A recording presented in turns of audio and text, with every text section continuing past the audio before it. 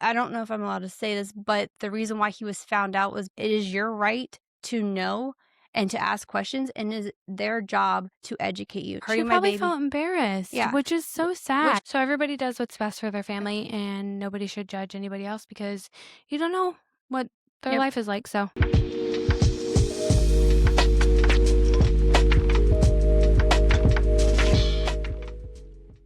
Welcome, Walders. sorry we've been absent lately.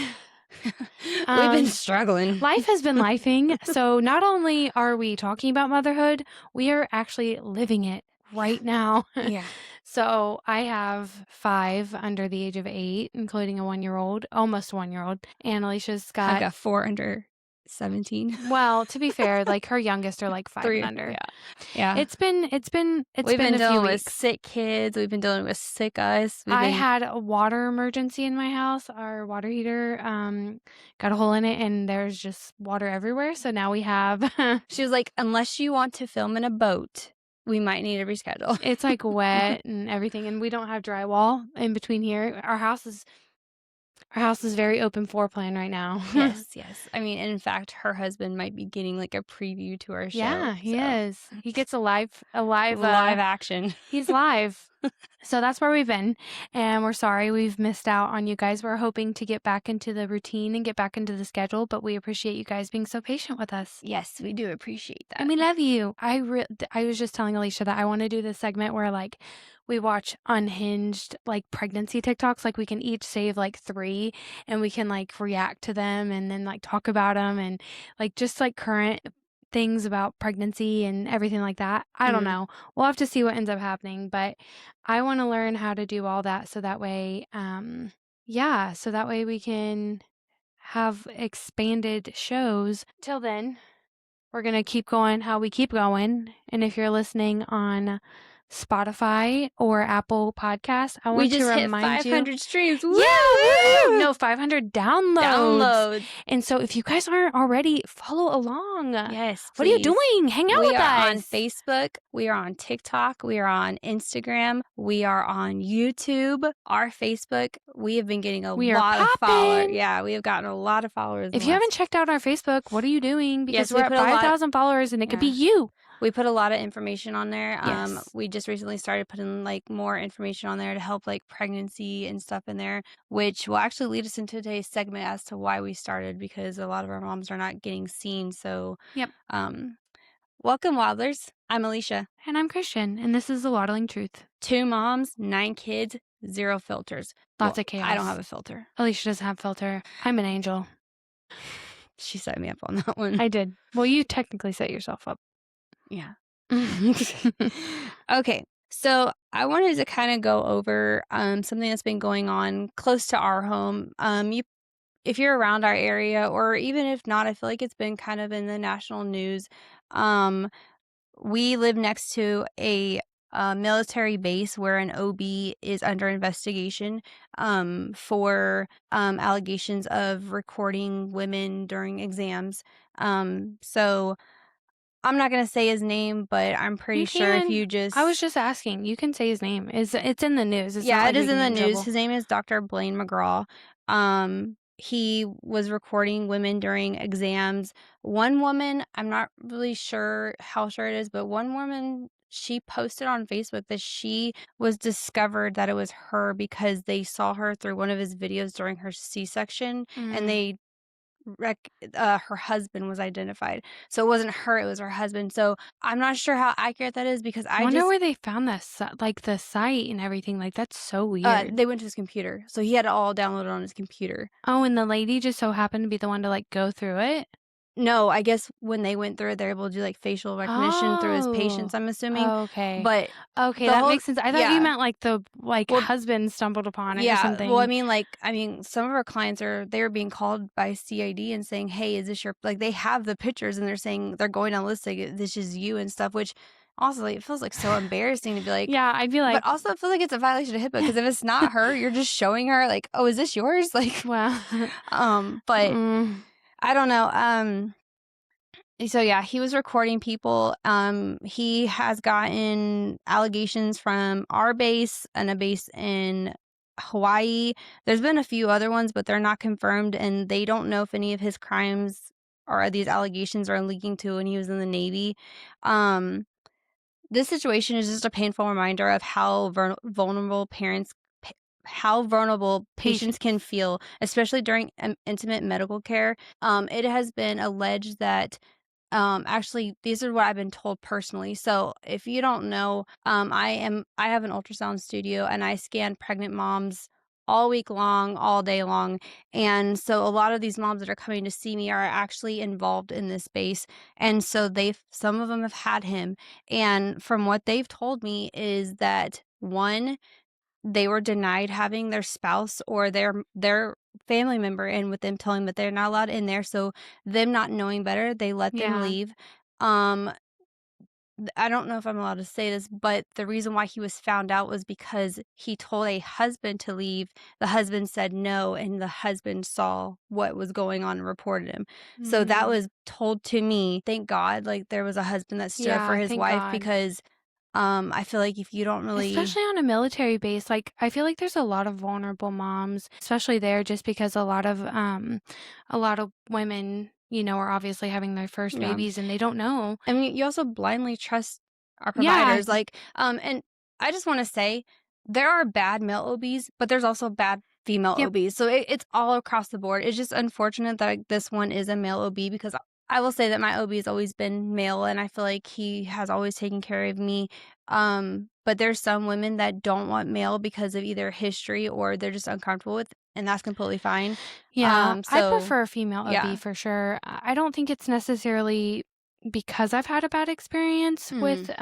with a male, but I just definitely prefer it. I know that this experience has made all of our moms not want a male OB, so, like, I think that's also what's so backed up right now is because 'cause Yeah. they're like, "I want a female OB," which is completely understandable. Just know that it's not a generic across the board, like, there are That's a bad shame because I there's know there's some really good male there OBs. is. Like, I had to go to a few of them when I was pregnant with my second daughter, Mm, and they were really great and super professional. Made sure I was comfortable, everything like that. So I don't know. I mean, that's a shame that yeah. and I don't blame them, to be honest. Yes, and with the reason why we're talking about this is because this is going to lead us into our segment today of advocacy. Because I have noticed over the probably the last, I would say, year now, because I think Mhm. I tell you about it pretty Yeah. often. A lot of a lot of our moms don't. I don't think they. I think they know what advocacy is, but I don't think they understand it. Yeah. And a lot of them don't realize that they have rights and they Yeah. have the right to say no. They have the right to ask questions. Um, and a lot of them, I've realized that they don't have Yeah. that. And so we just kind of feel like this is something important for you to know, because a lot of people don't find their voice until something traumatic happens to them, and then they find their voice, and then it's like, "You're not gonna do that to me again Yeah. because I trusted you. You just broke that trust. Now, nope." Yeah. But we wanna get you to stand up for yourself now, Yep. before something happens. So we just wanna. So the more you know, the Yeah. less it can happen to moms. Yes. And so before we keep going, I just want to make sure that you hit follow, subscribe so you never miss an episode. Also, go ahead and give us a quick review, and it helps other moms find us. Yes, and tag your mom friends. Um, so we just wanna let you know, like, you do have rights. So you have the right to ask questions. Hmm. If, something doesn't feel right, you have the right to ask.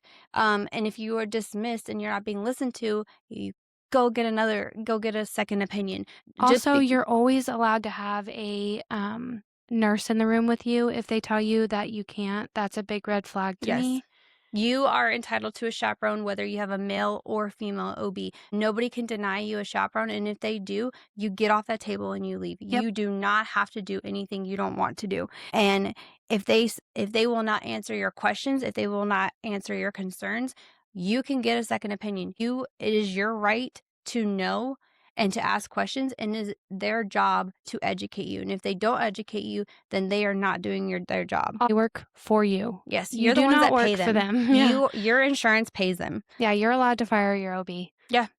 And I mean, they're allowed to fire you too, but they need you more than Yeah, definitely. and if you haven't found your voice yet, it is okay to borrow somebody else's voice. Yes. I know a lot of our moms that are first-time moms, they will use their mother. Yeah, because a lot of the time, I feel like, the dads are deployed, especially in our Mhm. area, so, like, it's their first Well, even OB the and dads, sometimes those first-time dads, they yeah, don't realize that they can yeah, step up and advocate for their wife, right, I know that my husband didn't know at first that he right, could stand up for me because he thought, like, "Well, it's not my appointment." Well, right, no, but I'm your wife and you can advocate for me, right. and so there'll be a lot of times where a mom will be in the doctor and she'll have her mom on speaker, and her Oh, mom will nice. ask all the questions, and so you know, use your mother, Yes. use Use your your friend, friends. you know, Yeah. use your friends that has those kids because it Yep. should be like, no, this is not okay. We have a lot of moms that will come in with their moms and be like, well, like I mean, last week we had a mom that she had a question but she didn't know how to ask it, and Yeah. so she turned to her friend. She's like, "It's okay, ask." And Yeah. so she was coaching her, in which we answered all of her Right. questions.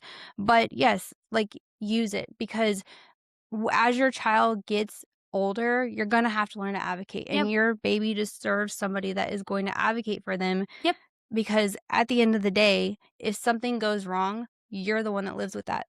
Unfortunately, nobody else is gonna live with it. Your I doctor is gonna be able to still go to sleep at night. True. Advocating for your child shows up in different ways. It can be choosing to and not to vaccinate. It can be delaying your vaccines. It can be if you think your child's not being or your concerns aren't being listened to, if you have a concern about your baby and your doctor's brushing you off and you feel like it's more serious. Mm. These are just Yeah. small ways that you If you feel like advocate. your child needs testing because you feel Yep. like they're delayed a little bit, Yep. like there's And school, it's not yes. just in the Yeah, it's doctor's gonna office, it's a it's everywhere. lifetime thing. This is the first time really I know for me personally, it was the first time I really ever learned that I could advocate for myself, and a movie that I watched that made me start thinking about it was called The Business of Being Born, and it was like a documentary about, like, giving birth and, the business behind it. It was really fascinating. I don't even know if you can find it anymore, but it was the first time that I had realized that I had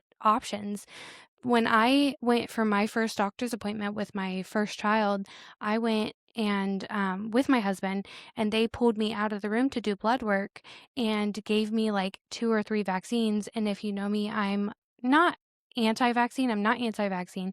I just don't like to get vaccines while pregnant. And so I went back in there and I told my husband, and he was like, why did you allow them to do that? And I was like, well, I just didn't I didn't know how to say no, and he wasn't there to like help me like talk it through.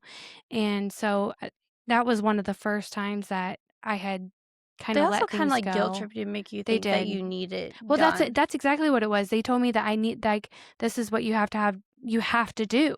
And I was a kid. I mean, I was 22, but I was still a kid. I'd never, had an appointment like that really by myself. So Yeah. I didn't know. So, I have a really funny chaperone story. So, when this whole thing was going on and I Mhm. was talking to my husband about chaperones and everything, and this is he was like, "Well, you don't ever have a chaperone in your appointments," and I was like, "What are you talking about?" He's like, "Well, you never have a chaperone during your exams," and I said, "I have you, but thanks for letting me know that you've been paying attention," He's and he not was paying like, attention. "Oh, I didn't know I was a chaperone." I was like, Oh, Tim. so, husbands, You're you on are a chaperone. yes. Do not be on your phone during this time. Pay attention. Yes, please pay That's the thing. He attention. was never on his phone. He was asking questions. I'm like, Were we at the same but appointment? yeah, were you just talking to talk? Like, Yeah. I mean, oh my gosh. A few key points that we want to leave you with Yes. on this episode that we really think that is important is number one, you know your body best. If something feels off, speaking up will catch those problems Yep. early. It, If it feels wrong, say something. Yes, and if they tell you that it's normal, normal doesn't mean that you can't ask. Yeah. As people, we do not go to the ER or urgent care for free. I don't know about you, but I don't want to spend 3 hours of No. my life trying to get it figured out. Yeah. So we went there for a reason. And if your concerns are not validated, guess what's going to happen? You're going to spiral. You're going to go on Google and then you're going to freak yourself out. So, yes, get your questions answered. And if they don't listen to you, um, if they don't listen to you, ask somebody else. Yeah. So If don't your let doctor brushes you off, I personally would find a new doctor just yes. because I've had doctors that brushed me off, and it was when I had first moved to Texas, and I didn't realize that I could get a different doctor. Mhm. Now I know, and now you do too. So Yeah. take care of yourself, take care of your baby, and make the best decisions that you find or that you think. Yes.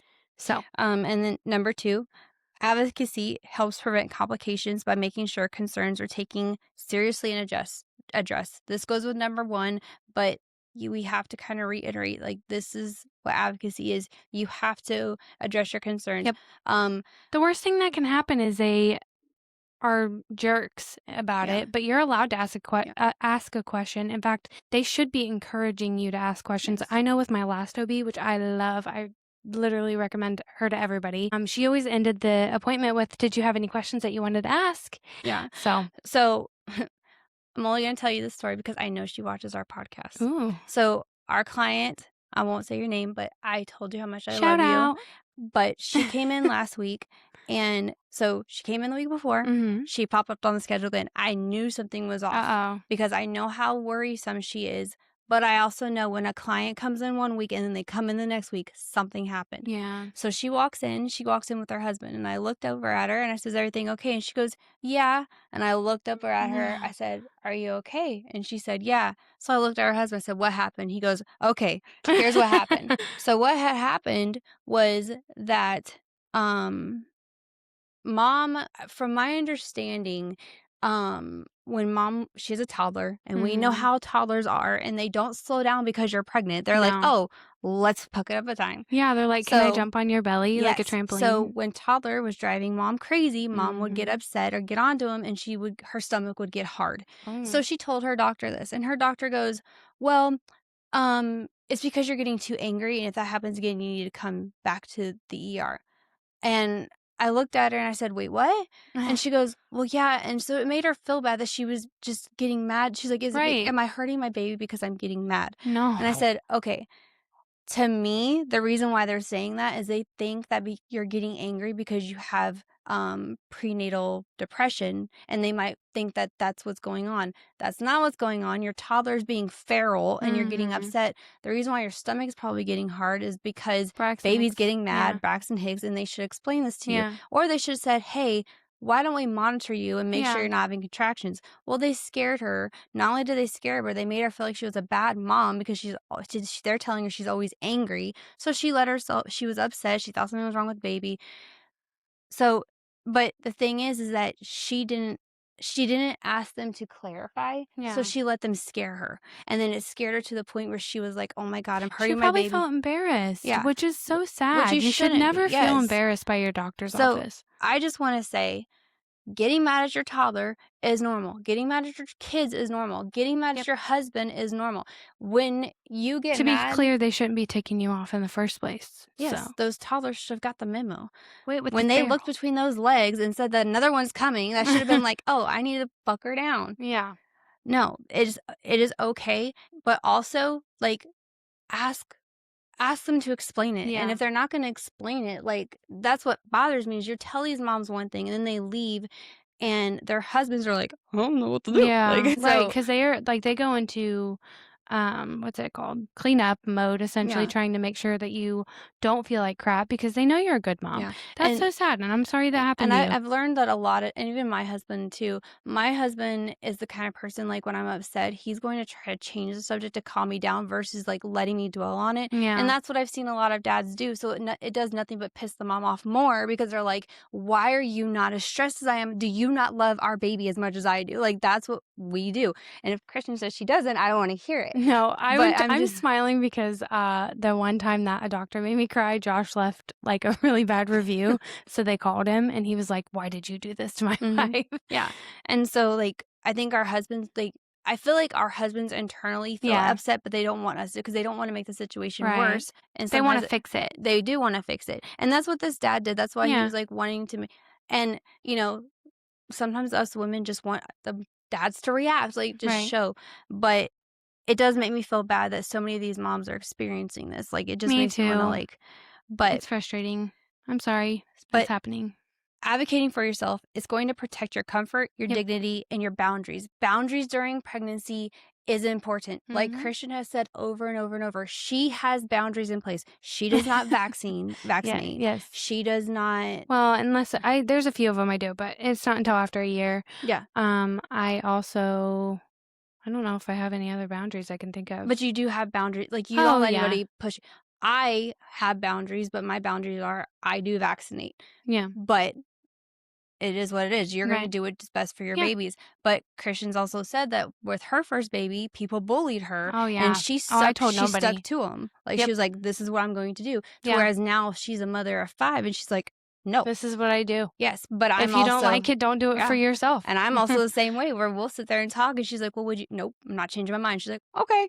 Yeah, Like we both that's have fair. boundary I just want to know why. I Yeah. like to know why Yeah. people make decisions, so I hope I never come across as, like, judgy-wudgy. No, actually, honestly, it doesn't bother me at all. The only time it ever bothered me as a Mhm. mother was when my son was first diagnosed with autism, and the first thing somebody said to me, "Well, did you vaccinate him?" "Yes, I did." Ugh. But I don't There was also a lot of other you know what I'm saying? it's Like genetic. right. It is genetic. Yeah. So it's just you know what? I always tell everybody, like, I'm not going to guilt trip myself on the decisions Yeah. I make as a mother that I think I'm doing right. I am And ve also, you shouldn't dwell on Yeah. things that you can't change. No. Is it something that you can actively change? Then don't do it. Yeah, I can confidently say that I'm a well-educated person, Yeah. and what I do is because of I'm well-educated, Yeah. just like you are well-educated Yeah. in your decisions.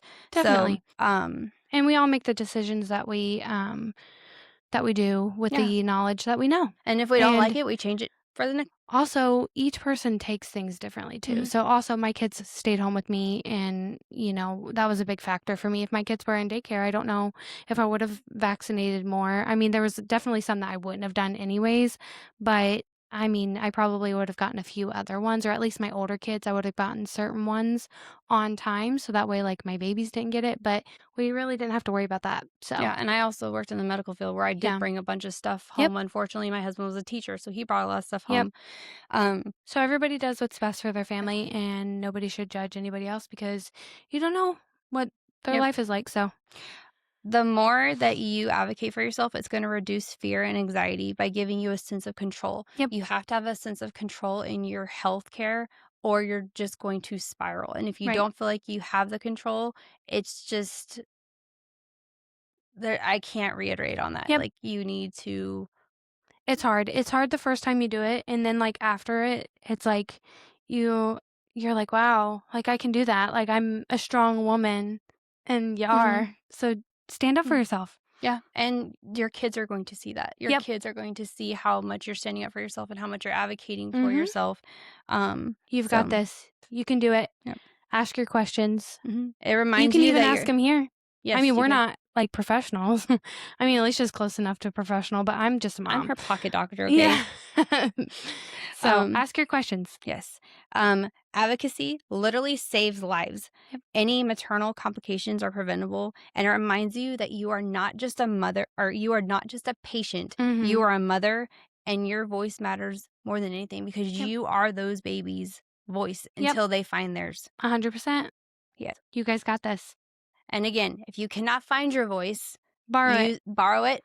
Will be your voice. We'll get those little recording modules and we'll put Yes. them in teddy bears and they could just Be nice to me. be nice to me. I'm hormonal and I'm feeling mean, so be nice. Give me a milkshake. So that was your dose of truth, waddlers. Follow our Facebook, YouTube, Instagram, TikTok. Watch our feral content, and we will see you next time. Yep. See you later. Bye. Bye.